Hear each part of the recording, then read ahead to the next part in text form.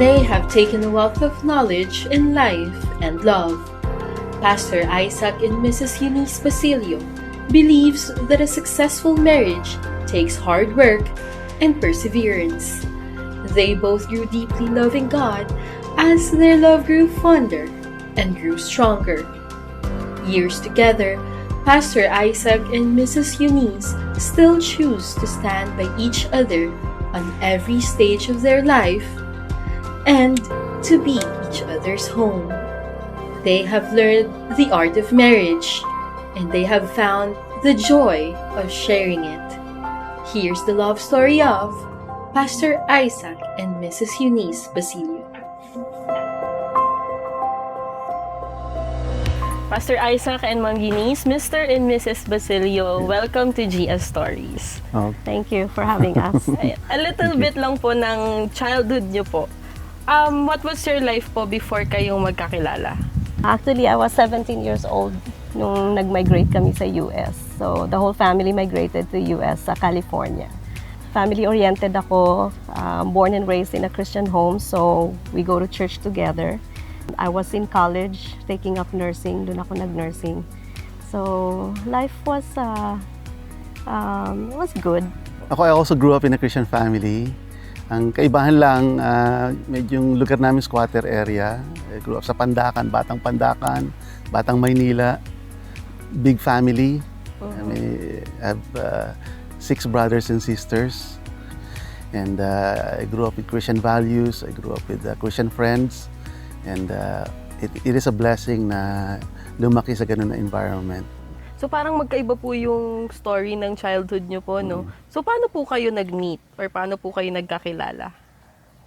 Actually, back March 1987, kasi magmamigrate na kami sa US. So, yung uncle ko nasa Manila. And he met with us. Sabi niya, dadalhin kita sa 3 kong best friends. So, Ipaparade ko. so, nagpunta kami sa mga bahay ng best friends niya and introduced me to his best friends. So, I met 2 of them. And then, si Pastor Isaac, katatapos lang niya magkaroon ng bulutong. So, by the time na okay na siya, lumabas sa bahay. So, that was the time na nag-visit kami sa bahay nila. So, ang nakilala ko noon was his mom and sister. Actually, yung nakita siya ng mom ko, talaga na-inlove na talaga sa kanya. In fact, nung pagdating ko sa bahay, kasi wala nga ako pagdating ko, sabi ng nanay ko, nakita ko na yung mapapangasawa mo. And then we became pen pals for several years, from 87, kasi di nga kami nagkita, so I started writing letters sa kanya. So she started writing back. Nung panahon na Uso pa yung pen pals. So pag-i-stamp ka. He has a lot of pen pals. I also have a lot of pen pals all over the world.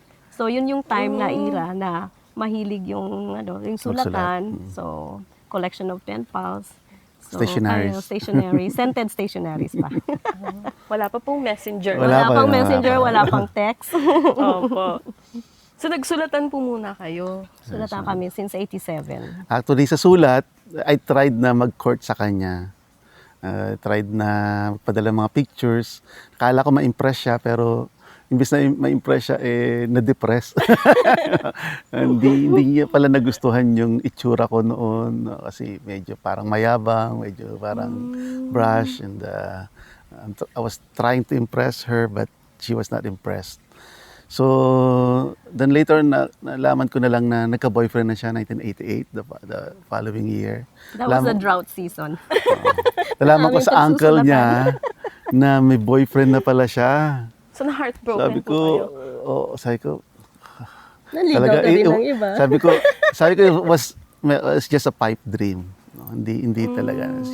Maybe it's just a dream. So, it was good while it lasted. So, sabi ko, dahil may boyfriend na siya, so maybe pwede na ako manligaw. Ng iba po. So meron akong dental student na church member din namin na niligawan ko. Pero nung niligawan ko, sabi ng nanay ko, ang bata-bata mo pa. Kasi ayaw ng nanay. Kasi she's really hoping that we can get together. Siya talaga yung gusto ng nanay ko para sa akin. So, nag-part ways po talaga kayo, Part no? ways kami, nagka-boyfriend siya, nagka-girlfriend ako from 1989 hanggang 1992. So, paano naman po nag-meet ulit? Yung uncle niya kinasal ng 1991, October 1991. So umuwi yung uncle niya from the US dito sa Bataan. And then I was the best man doon sa kasal. So naka-dress up talaga, naka-Amerikana kami, suit and tie.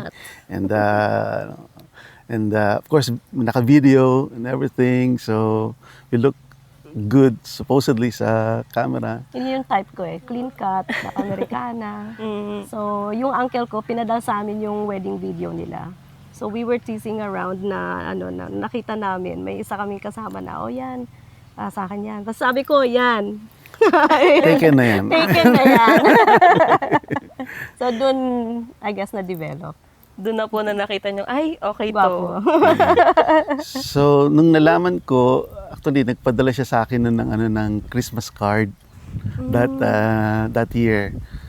Christmas. First time after several years, hindi siya nagsulat sa akin, but pinadala niya ako ng Christmas card. And in that Christmas card, hindi niya na-realize, pero I pointed out to her, ang sinabi niya doon sa Christmas card, to my ever dearest Isaac. And then love and prayers. But wow, all of a sudden, out of the blue, biglang padala siya ng Christmas card, gano'n. Parang nagkaroon ako ng lakas ng loob na may chance ulit. Ligawan siya uli. So that February of the following year, 1992, nagpadala ako ng Valentine's card, and then tinawagan ko siya and then I told her na gusto ko ulit manligaw, gano'n, na I'm praying for her, at parang formalize yung courtship kahit na malayo. And then 3 months later, after several exchanges of phone calls, letter writing, talaga intense letter writing at that time, talagang yun, that 3 months we were writing halos araw-araw, susulatan kami. It takes 2 weeks bago dumating yung sulat doon. So, we have to constantly write. Actually, yung salary ko napupunta na lang sa phone bills na lang po. So, what made you say yes po kay Pastor Isaac? Actually, may mga guidelines ako for a boyfriend, for a relationship. Kailangan matured Christian siya. So, yung decision making niya has to show na matured Christian siya. And pangalawa is yung family oriented. So, I wanna make sure na the way he respects, yung respeto niya sa family niya, sa mom niya. His parents kasi, bali mom na lang. So, yung dad niya died when he was 10 years old. So, yung respeto niya dapat meron dun sa mother niya and to his family.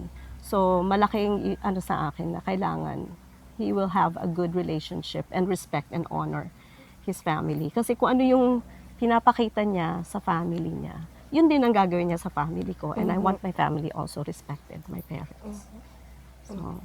So, nung na-engage po kayo, nag-migrate ka na po sa US po, di ba? Actually, hindi kami naging engaged until 2 years later.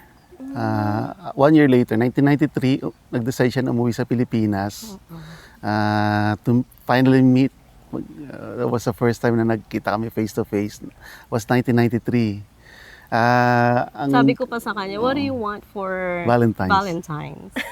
Sabi ko naman, syempre, ikaw. Granted. Tapos sabi niya, wish granted. Like, wow. Granted. So, umuwi ako February 13. February 13. Tapos February 14 is a Sunday. Sa church kami, tapos tinawag yung mga couples o mga magbo-boyfriend. Kami na malapit kami sa harapan at pinag-pray ng pastor. So, nung pagkakita ko sa kanya actually, February 13, sabi ko, wow, tama yung nanay ko. Ito talaga yung papakasalan ko.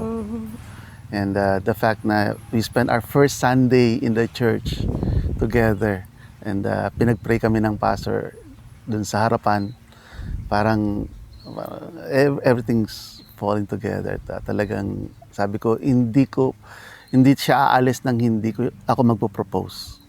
So, nung first time niyo po siya nakita, First time ko nakita talagang, actually, Sa we airport, were Naiya. rehearsing. We were rehearsing. Ano pala, In our naglolokohan kami mind. in our mind. Tapos, yung kung paano kami magkikita, naglolokohan kami na yayakapin ko siya and then yun, nahalikan ko siya and those kind of stuff. Pero nung nagkita kami, hindi na nangyari. Kasi nung nagkita kami, very shy siya talaga. Never been kissed, never been touched. She had a boyfriend before pero hindi nahawakan yung kanyang kamay. So nung nagkita kami, nung niyakap ko siya, ang ginawa niya, ganito. hindi ako sanay may mayakap sa akin. So sabi ko, ang awkward naman nung aming ano. But, meeting. But it grew from there. Kita ko na talagang she's a godly woman and she really loves the Lord. And she really has the heart, a pure heart na nakakatuwa, alam ko na magiging komportable ako sa kanya na kung gaano siya magmahal. Kasi every time, lahat ng mga pinapakita ko sa kanyang pagmamahal, nararamdaman ko bumabalik sa akin. And then we experienced, nung magkasama kami for 3 months, nagpunta kami sa Mindanao, in her hometown. Pinakilala niya ako sa mga natitirang yung mga kamag-anak na nandoon. And we stayed at their ancestral home sa Mindanao. And lots of experience that really confirmed na siya na talaga.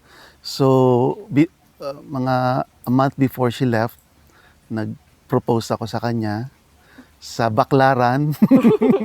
Habang naglalakad kami na nothing special pero meron akong ring na nakuha na purchase and I showed it to her sa Baclaran, buti hindi na snatch. But I showed it to her and she said yes and now and then 2 years later kinasal kami. She worked out actually. Nung pagbalik niya rito, win-workout niya na kagad yung kanyang petition. Para makarating ako ng Amerika. So, Pero po di ba, bago po kayo pumunta ng Amerika, meron po kayong mga trabaho dito, meron din po kayong priorities. Paano po kayo nagdesisyon na iwanan yon para sumama sa kanya sa US? para sa akin, hindi ganun kahirap.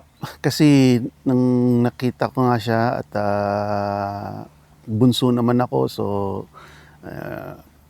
yung nanay ko lang yung talagang close kami. But I'm hoping na madala ko rin siya sa Amerika. I had a job nung bago ako umalis sa Coco Bank as a systems analyst.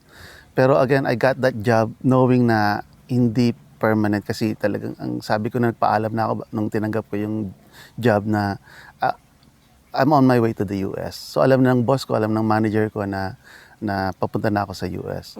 But that was the best job I had as a systems analyst sa headquarters ng Coco Bank. So parang was my dream job kasi corporate headquarter and sa Makati, first time kong nakapagtrabaho sa Makati na corporate world, no. Sabi ko kung kailan alis, parang pina-experience sa akin. But living that is not that hard. Ang mahirap siguro sa akin ay yung mas nag-worry ako yung dadatnan ko sa US. Kasi I'm not sure kung anong life yung ano ko sa US. All I know is that we're gonna be together and that's enough for me. So how was your life na po nung nasa US na po kayo? So he arrived May 16, the day before his birthday. So 1995. 1995. So we arranged our wedding May 25. We got married sa court. So dahil fiancé visa, we have to get married right away. And then the church wedding followed in October. So then, we started our home. Diba sabi naman sa Bible, you live and you cleave. Ang mahirap doon sa pag-live and cleave na nahirapan ako makahanap ng trabaho kaagad doon. Kasi ang hinahanap nila local experience. And I never had, of course, no local experience. Ayoko namang kunin yung mga minimum job. In-encourage sila ako kahit anong job na janitor or ano. Sabi ko, walang kinalaman dun sa career ko. And I wanna still pursue my career as a computer professional. So what I did is, nag-aral ulit ako. And nakapasa naman ako as a Microsoft Certified Systems Engineer. And then right after na makuha ko yun, saka ako nakapagtrabaho. But for 1 year, wala akong trabaho and it was really struggle. Struggle na hindi ako makapag-provide sa family ko. Tapos ang masakit pa nun, right after our church wedding on October, na-lay off siya sa trabaho. So wala akong trabaho, wala siyang trabaho. But and then we already moved out of her parents' house. So ito na, nandito na kami, independent life. Kaming dalawa na lang. Pareho kaming walang trabaho. So pinapabalik na ako ng parents niya sa bahay. Pero nagpray kami and we prayed and isang naging commitment namin na we're gonna stick together. And we're gonna live off our savings, yung savings namin, then see what God has in store for us na kami dalawa lang. So, after siyang ma-lay off, less than 2 months, she got 2 jobs. The The closest two closest hospitals. nag-hire sa akin. So, she got a full-time job and a part-time job. So, and they're more prestigious hospitals. And we also found a church, a Filipino church doon sa lugar na yon. So, naging part kami. And it was really a perfect timing for us to do that. Moving out, living independently from her parents and crafting a life of our own. Ang galing po no kasi parang nag-struggle kayo pero sabi niyo nga po kanina what's important is you're together and you're facing it together. And then eventually everything, lahat ng blessings na pour po sa inyong lahat, no? Yun yung time din na talagang you have to trust God. Yes. Kasi nilid kami na lumipat sa area na yon. So, andito na kami, Lord, sa area na yon. And then you took our support, you took our jobs. And then nung nagtatrabaho po kayo, may trabaho na kayo, nag-aral ka para po makapagtrabaho sa US and then you have magandang work kasi po you are a nurse. What made you go back here in the Philippines? Well, there are 3 things na nangyari.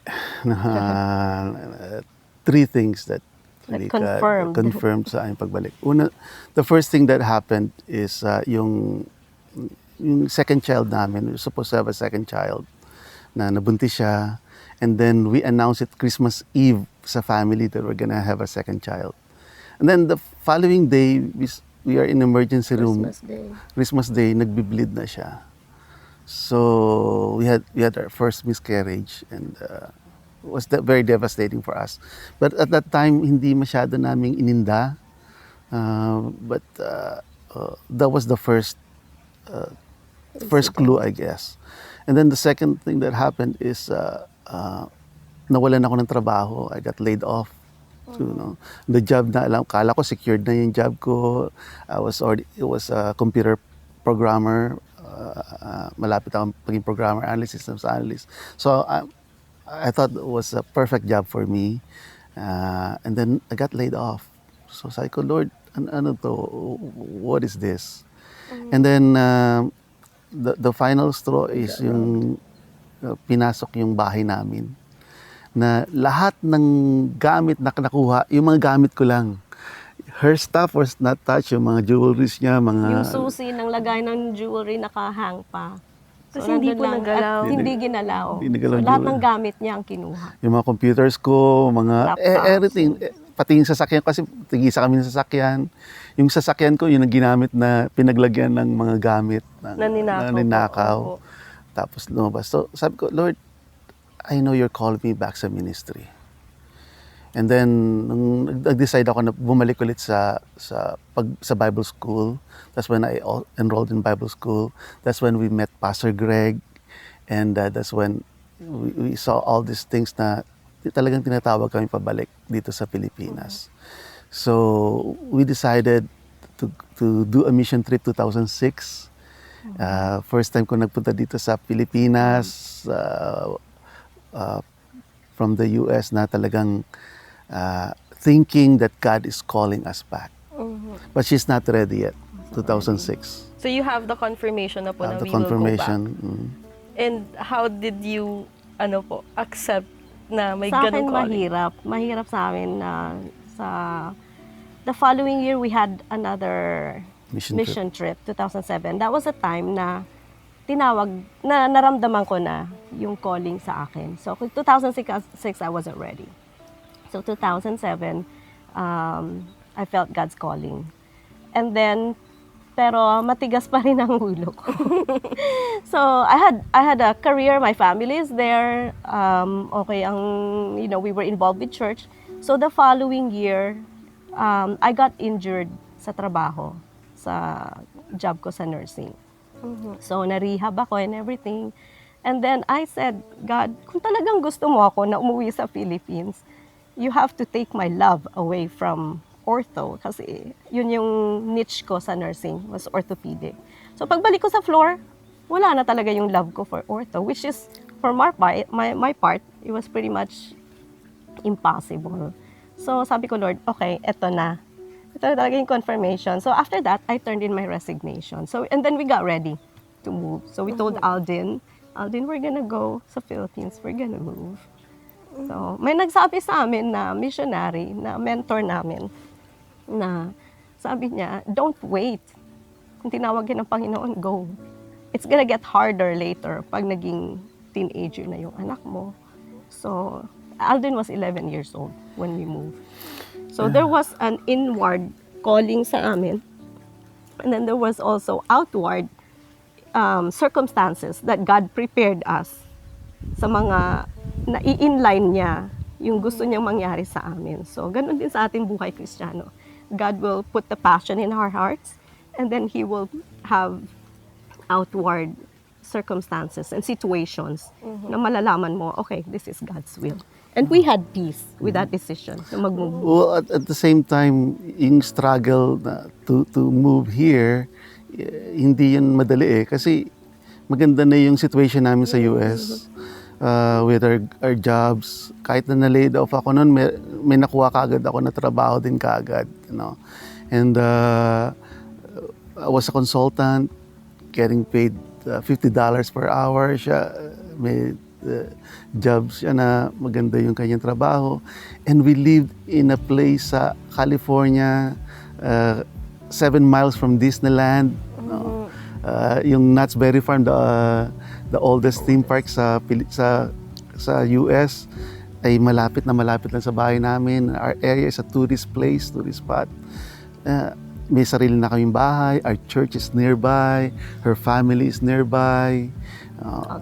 Yeah, so we believe we made the American dream. Yes, that's true po. So, coming back, sabi ng mga kaibigan namin, bakit pa kayo pabalik doon? Mahirap doon, no? At nandito may ministry din naman dito. But my heart is really intent on going back. Kasi alam ko na dito kami tinawag ng Panginoon, we would be more useful here. Maybe not successful financially, but we believe that God gonna give us a fulfilling, satisfying life dito sa Pilipinas, following Him and in the ministry. So you sacrificed a lot of things po. You sacrificed, sabi nyo nga po, the American dream. Kasi you have a stable career, you're with your family, and then you left it all to follow your calling. How important it is po, lalo po sa inyo na hindi po kayo yung unang nagkaroon ng calling. How important it is na you support your partner in the calling na binibigay sa kanya ng Lord. As a wife, we are called to submit to our husbands. So, I know for my part kasi strong-willed ako. But it's important na you have to submit to your husband. And, it will, sa marriage strengthening, kaya very passionate kami sa marriage strengthening ministry. Because, once you're in the ministry, it's not smooth sailing all the time. So, sa amin, nag-help yung marriage strengthening na weekend to remember na ginagawa namin doon. So, and then we saw the need dito sa network natin. So, we started that marriage strengthening ministry because it will give you the tools to be able to support your husband and to be able to balance ministry and your family. Kasi God and then family and then ministry. So for me, yun ang primary ministry ko is to support my husband. Above all other things is my husband, my family. So yun ang importante sa akin. Being strong-willed is an understatement for her. She really struggles with submitting. I guess sa Bible ko wala. She's the oldest kasi sa family niya, siya yung sinusunod. Pati mga uncles, aunts niya nakikinig sa kanya. So, she's a strong voice sa family niya. So, struggle talaga sa kanya yung pag-submit sa akin. And I believe ang nakatulong talaga yung first of all, we came from Christian families, so nandun yung Christian values. And then, we worked at it. We surrounded ourselves with people that could help us. We attended seminars. We spent money sa investing on our marriage. We went to all kinds of marriage encounters, retreats, and all that. Because I really think we need to invest in our relationship. And yung life namin is a series of give and take and really learning how to live with each other and valuing each other more than anything else. We also had support groups. Yung support group na hinanap namin are also for couples. Yung newlyweds ng mga support group. So that's also very important. Yung magkaroon ka ng support group na with biblical principles and Christian support group. So that helps a lot. You surrounded yourself with You godly surrounded people. that will lift you up, that will encourage you, study God's word and do God's will sa buhay mo. Yeah, we became part of young married couples in our church, a Filipino church. There's a Filipino church that we were part of. At may mga young couples doon na we went through early marriage life with them. So every week nag-meet kami, may mga sharing of stories, sharing of ideas. At doon mo na-realize na you're not the only one struggling. You realize that you're not the only ones na nag-go through this problem. So it helped us. And then yung camaraderie. In fact, these couples na nakasama namin, most of them are still our lifelong friends. Hanggang ngayon, we still Over have 25 years. All chapters na po ng buhay niyo. Yung mga anak magkakasama. namin, they were friends, they know each other. So that really helped. If there's anything, any vision or any goals nyo po as a couple for the next few years, ano po yun?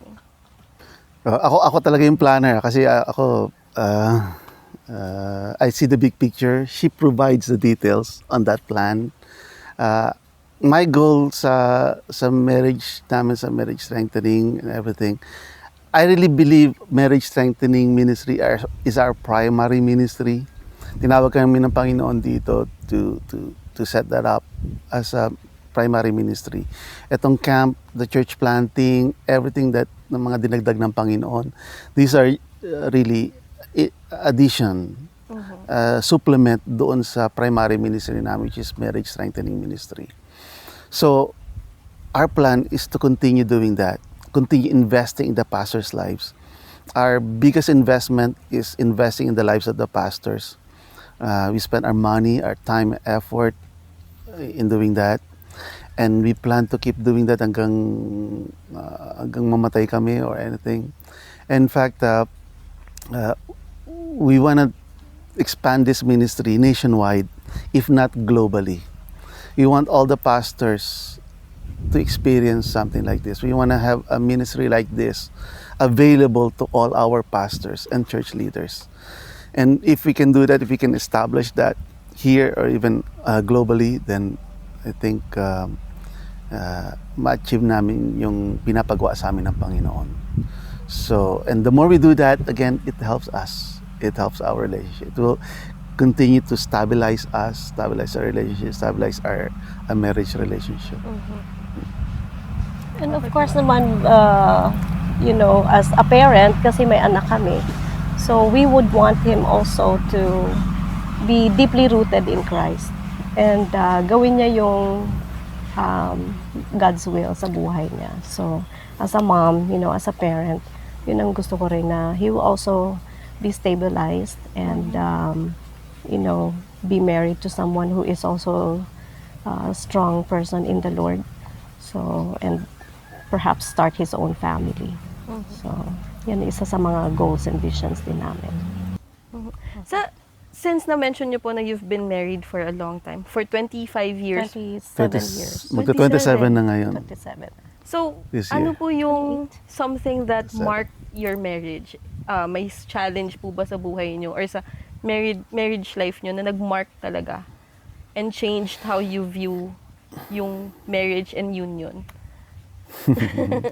I think nung pagpunta namin dito kasi nakita namin talaga yung value ng marriage relationship we decided to attend a marriage connecting point dun sa US, and our idea is to just see how the program goes para maidala namin sa Pilipinas. So when we attended this marriage retreat, tawag nila yung connecting point with Don and Cheryl Brooks. Doon namin na-realize na, wow, may mga issues pala talaga kami na hindi namin alam na nag-exist. For example, yung I mentioned yung our first miscarriage na we didn't really expect na nagkaroon pala ng struggles ang asawa ko na dinamdam niya pala yun. We were not able to mourn properly for that lost And child. to close that chapter. And closure. But then we realized during that retreat na we need to have a closure for that. We need to handle that. We need to deal with that. And mga emotional struggles and emotional problems na is because we were not able to deal with those things. So we came into that retreat na supposedly mag-observe lang. We ended up getting more than what we bargained for. And that's when we realized that this ministry is very crucial, very important sa mga Christian leaders. Because I believe Christian leaders experience, Christian couples that are leading the church in the forefront of the ministry, they struggle the most. They are the ones who really need help the most. Ang struggle kasi doon, kapag ang mga common lay couples, pag may problema sila, they can go to the pastor's wife, the leaders. Pero kapag ang mga leaders nagka-problema sa relationship nila, it's hard to find a safe place to go. And no one understands ministers except other ministers.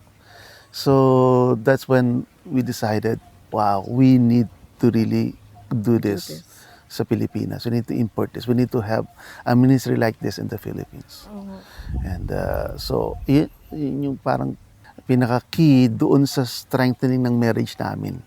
Kasi we found out that the more we help other couples, the more it strengthens us.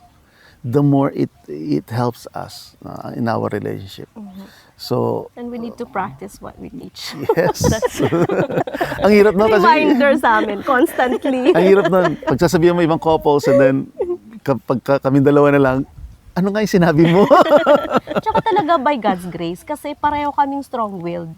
Pareho kaming, ako a very dominant person, a personality na perfectionist. And I never learned how to say sorry until I married him. So talagang, God's grace talaga na He will hold the marriage. Kasi sa Kanya nanggaling ang marriage. So, kaya naging ganun din ang advocacy namin is to help out other pastors, leaders, church leaders, and their wives to also have, a strong marriage sa kanila. So what we do sa marriage strengthening is to teach them tools to help them strengthen, and the main goal is to preserve the sanctity of marriage na God instituted. So yun ang naging passion talaga namin, and with that passion it helps us strengthen our marriage also. That's true. Sabi nga po nila, di ba, parang your greatest joy would eventually meet someone's greatest need. So, naging passion nyo po yung marriage strengthening. It strengthens your marriage and it also helps others. Na hindi po natin masyado nakikita sa mga church kasi parang, Christian na siya, alam na Yeah. niya yung dapat gawin. Yeah, they can take care of their marriage. Yes, So, that's true. At pastor na yan, alam na nila yung dapat gawin. Yan ang mahirap doon kasi pastors are expected to have a good family, a Perfect good family. relationship. But pastoral relationship is not perfect. No relationship is perfect, not even your pastor's relationship. So, yun yung naging advocacy namin to really help the pastors find a safe place to go, find a safe place to be counseled, to get help. So, hindi po kayo naniniwala na merong perfect marriage. No, there's no perfect marriage because there's no perfect, there are no perfect people. So we all have our differences, but you have to work out those differences to create a marriage pleasing to God. So there's no perfect marriage. You have to work at it and lots of prayer.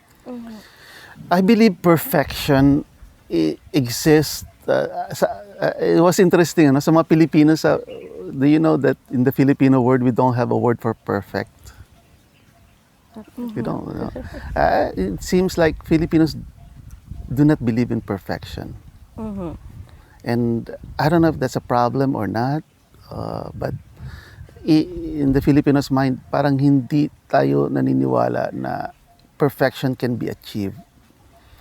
And I believe, no, dapat, but the Bible said, be holy because I am holy.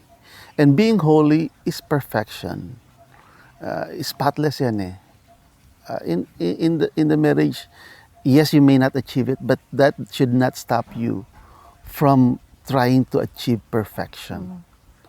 There should be a mindset na I want to be perfect. Na I want to do this perfectly. This has to be perfect for God.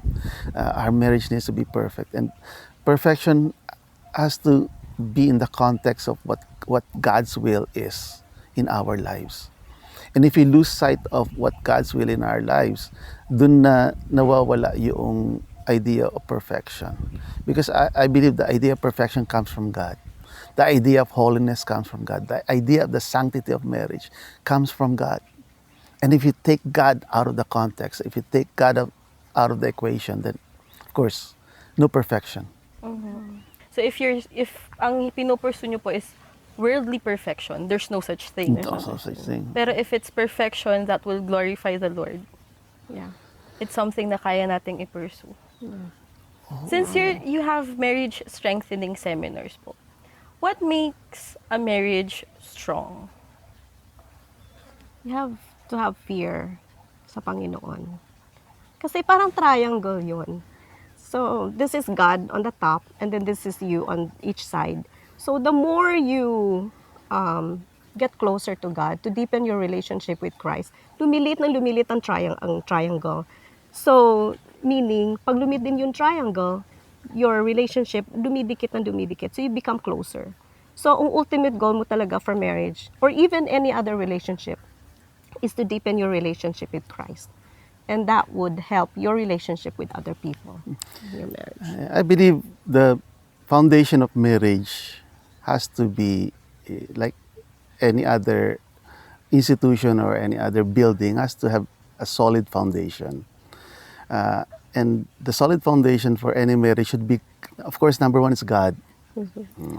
God has to be the foundation, the underlying foundation, the rock, the love for God. Sabi sa Bible, the first rule, the first law, and only law, is to love God with all your heart, with all your soul, with all your strength, with all your mind. That's the first foundation. You need to love God, everything, 100%. Then the second foundation, of course, love others or love your partner. may song na the greatest love of all Is to love is to love yourself. yourself. But that's not true. That's not the greatest love of all. Greatest love of all, of course, love for God and then love for each other. You do not need to teach yourself how to love yourself. Kasi natural yan eh. No?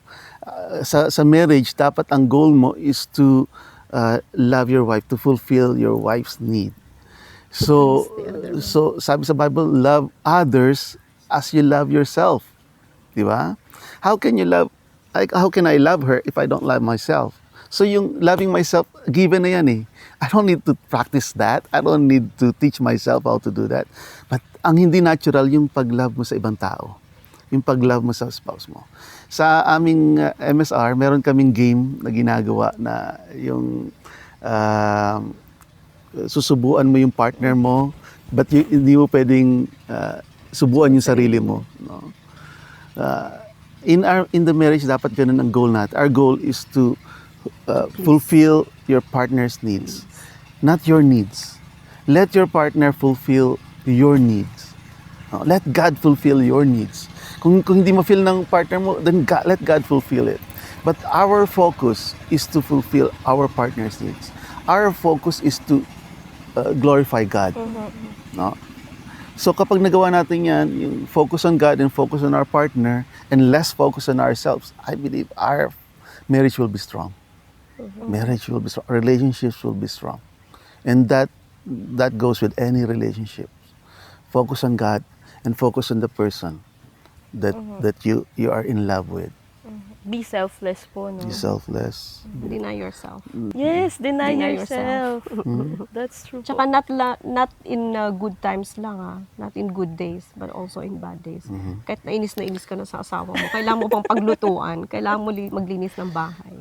May kasabihan kami, sinasabi na, we say to each other na, I may not like you right now, but I still love you. Kasi hindi naman all the time na Likeable. you're gusto mo. likable or your spouse is likable, but you still have to love your husband in spite of those moments. Because love is a decision more than an emotion. Like is an emotion. You like it because you conditional yan eh, very conditional. But love should be unconditional. Love should be a decision. When you decide to love somebody, it has to be for keeps. No measures. No measures, no condition, no nothing. Decision mo yan eh. You decide to love somebody. And you decide, when you make that decision, that has to be a permanent decision. Yung pagkagusto mo sa isang tao, yan, conditional talaga kasi gusto mo siya dahil pogi, gusto mo dahil mabait, gusto mo dahil mapera, gusto. Yan talaga. Pero a lot of couples mistake love with like. We interchange that. But love is a decision. Like is a conditional emotion. You do not want to base your relationship on unstable, unfounded foundation. So, hindi po pwede na yun ang pagbasihan mo yung like eh. But most young people base their relationship on that. You cannot do that. That's a shakeable. Go to with unshakable foundation. That is love. A decision that based on your love for God and love for each other. Parang pagmamahal din ng Panginoon sa atin yan. Kasi God's love is unconditional. Whether we follow Him, we obey Him, or pero He may not like what we're doing, but He loves us unconditionally. So we need to follow that example ng Panginoon. We love because God first loved Loved us. us. That's true po. You've been married for, sabi niyo nga po, 27 years. How do you keep na may spark, may kilig pa rin? Kasi di ba po yung ibang married, kapag may sabi sila 7 year each, or pag 5 years na, 10 years na. Kayo po, how do you keep the kilig? Kilig moments or, yung mga ganun moments, it doesn't just come. You have to work for your marriage. So you still have to know your husband's love language or your spouse's love language. A lot of times we do our own love language. So let's say for me, ang love language ko is service. So a lot of times I will cook, I will clean, I will do all those, pretty much those are essentials, or it would be nice to come home with a clean house. Pero I tend to do my love language. So ang love language niya is touch. So I need to see at alamin ko na kung ano yung love language ng asawa mo. So you do your husband's or your spouse's love language and not your own love language. Bahala na siya doon na gagawin yung love language ko. So, you have to work for kilig moments. You have to have dates. So, I know ministry is busy. So, let's say pag it doesn't have to be a very expensive date. It doesn't have to be you have to spend so much money. You just have to be creative on what you do. Like first anniversary namin, we did our pillowcases cross stitch. Cross stitch. So I know it's weird these days na magko-cross stitch ng pillowcase para sa isa't isa, but that's what we did on our first anniversary. And you can stroll along the beach or just go out or just make it really special without spending too much money. So just be creative and yung mindset mo na we have to work on our relationship. We have to have these dates. We have to have kilig moments. So, hindi lang basta-basta, ay, kinikilig ako na na wala kang gagawin. You have to work for it. And I don't believe na sabi ng mga iba na 50 years na kami mag-asawa, hindi na importante yung kilig moment. No, it's not. It's important to have kilig moments. Kasi yun yung magsaspark na to help you stay in that relationship ng mga kilig moments. Kaya nagdi-divorce din yung mga tao, wala na mga kilig moments eh. So, kailangan mo rin yung mga kilig moments. Meron kami pinapagawa sa mga couples namin sa MSR na gave them 40-day challenge. And that 40 days is kailangan gawin mo araw-araw, every time you wake up, sabihin mo sa asawa mo na ang ganda-ganda mo, ang sexy-sexy mo. And just compliment her, basically, every day.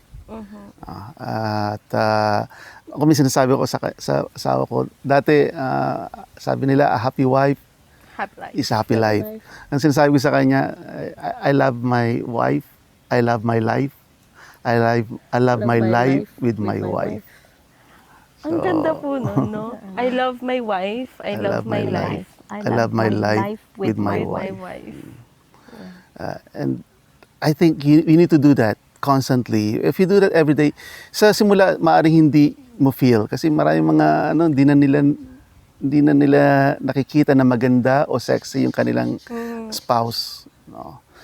You may not feel like it, but sabi ko sa mga lalaki sa mga lalaki to na challenge ko eh. Kasi usually lalaki ang hindi nakakalimutan na mag-compliment eh. Sabi ko sa kanila, do this even if you don't feel like it. Even if you don't believe it. In the beginning. Even if you don't believe it. Kasi hindi mo kailangan na naniniwala ka para sabihin mo. At sabihin ng mga babae, naku, bola lang yan. Pero tanungin yung asawa nyo, tinanong ko yung mga babae ito, no? Okay lang ba sasabihin sa inyo na maganda kayo, sexy kayo, kahit binubola kayo? Oh, okay lang sa kanila. Oh. Kasi kahit bola, masarap pa rin pakinggan, no? Kaysa imurahin ka, kaysa sabihan ka na pangit-pangit mo. Ang taba-taba mo naman. We need to change that. We need to do that. So, ang mangyayari noon, after 40 days of continue saying that, you yourself will finally believe it. At na maganda yung partner mo, yung spouse mo, sinasabihan mo, they will feel beautiful. They will feel sexy. And ayan, magpapaganda na yan. Mag-reduce na yan. Magdadamit na yan. Because they feel, it's a mindset, really. And there's a power of suggestion. Yeah. When you say to somebody na ang ganda nila, they will think like it, they will act like it, and they will project that beauty. Powerful po kasi ang words. Yeah. And yun nakakalimutan natin, lalo mga lalaki. Sa mga lalaki na nakikinig, importante yun na palagi natin sabihin sa asawa natin na ang sexy niya, ang ganda niya. No? They need to hear that. They need to hear that. And a lot of women, sadly, don't feel appreciated, don't feel that they are beautiful, don't feel that they doubt if their husbands still like them. There should be no doubt. in the minds of our wives that their husbands like them. There should be no doubt. Dapat hindi na question yun. And my wife knows that every day. And I let my wife know that I'm still attracted to her physically. Importante po yun sa marriage, no? I Na think so. dapat you still find your partner Physically attractive, attractive. likable. Of course. Ano pong masasabi nyo sa mga newlyweds naman? Kasi po parang yung sinasabi nyo po is for the couples na medyo matagal na. How about po sa mga newlyweds? May kasabihan nga na you enter marriage with your closed eyes. Kasi usually sa first year nyo yan, those first years, especially the first year, that's the time na you discover new things sa husband mo na hindi mo na-discover before while you were dating. So may mga habits siya, may mga attitudes siya na hindi maganda. So, but your goal is to please your husband. So, it was difficult for me dahil strong woman nga ako and, So, but, if you really love God, you will submit, you will learn, you will find ways to please your husband. So, it's not easy, but you have to have, renewing of your mind. You have to have that mindset. Ba't pa ako nagpakasal, di ba? If you're not gonna do, work it out with your husband, yung marriage mo. So, find ways to please your husband. That's true. Parang you take pride for being a good wife. Yeah. How about you? I have nothing against yung mga couples kasi naging trend sa mga couples, mga kinakasal yung they make their own vows. They do their own vows. At I think it's about time that we go back to the basics. Kasi yung basic vow, yung basic marriage vow na kinray dati na for sickness and in health, in riches and in poor, for richer for poorer, till death do us part. I think yung commitment na ganun nawawala na sa mga couples ngayon. And I think we need to go back to the basics na you love and marry the person for the right reasons. And when you marry them, make that a permanent decision. Maraming mga mga condition maraming mga couples na talagang in love na talagang nakafocus dun sa reasons why they are in love with the person. But I believe na bago pala kayo magsimula, especially yung sa mga new couples, na pag-usapan nyo na yung mga scenario, different scenario na posibleng dumating sa buhay ninyo. And how would you react to that? We need to be more proactive in preserving our relationship. And napaka-importante talaga yun na bago pa lang talaga kayo magsimula, i-ready nyo na yung sarili nyo. It's true you cannot be too ready, but being more ready, I think, is better than not being ready. I think trying to be over-prepared is better than not being prepared at all. And you need to talk about that. Communication. At isa pang paalala ko, wag niyong alalahanin niyo kung gaano karami yung ini-spend niyo na oras habang bago kayo ikasal. Remember that. No? Take that. Wag niyong bababaan yung time that you are spending with your spouse before. Hindi reason yun na may trabaho ka na, hindi reason yun na may anak ka na, hindi reason. No. Dapat yung commitment mo sa spouse mo hindi magbabago. Yung amount of time that you're spending should be the same or even more. No? So, yun lang. And, I believe, start right, continue doing the right things, and God will take care of the rest. How about naman po, your message to each other? Ano pong message nyo kay Pastor, and ano pong message nyo po kay Mama Eunice? Like the vow that I made 27 years ago. Yun pa rin ang vow ko. For richer or for poorer. I'm always gonna be your number one fan. So, I'm here to love you. And God called me to submit to you. Well, isang hiniling ko talaga sa Panginoon na wag siyang kunin bago ako. And it's hard for me to imagine life without you. And God is so gracious enough to give me the best partner. And I don't deserve it, but God gave it to me, and forever I will be thankful for that. And I will tell you every day that I'm thankful for that, and that you're the best thing that ever happened to me. Ang ganda naman po nun. Ang ganda naman po ng message niyo to each other. If there is a verse, a Bible verse, or something about your devotion that always reminded you to keep your marriage strong, ano po yun?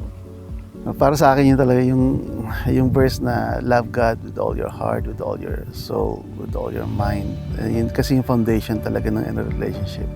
Then love others as you love yourself. Pag sinabing marriage, pag sinabing relationship, it's all about love. And when you talk about love, it's all about God and your partner. So, at yung love na yun, it has to be 100%. May mga nagsasabi, pag magmahal ka daw, magtira ka ng konti para sa sarili mo. That's not 100%. That is not all. That's not biblical. Sabi sa Bible, when you love everything. Love 100%. When you love God, you love everything with everything. When you love your spouse, you love her with everything you got. So as much as you love yourself, and you love your spouse, you love others as much as you love yourself. You love God with all your heart, all your soul, all your mind, and all your strength. I think that sums it all up. You do the same to your spouse. Again po, Mr. and Mrs. Basilio, thank you po for sharing your story. Thank you for having us again. Thank you po.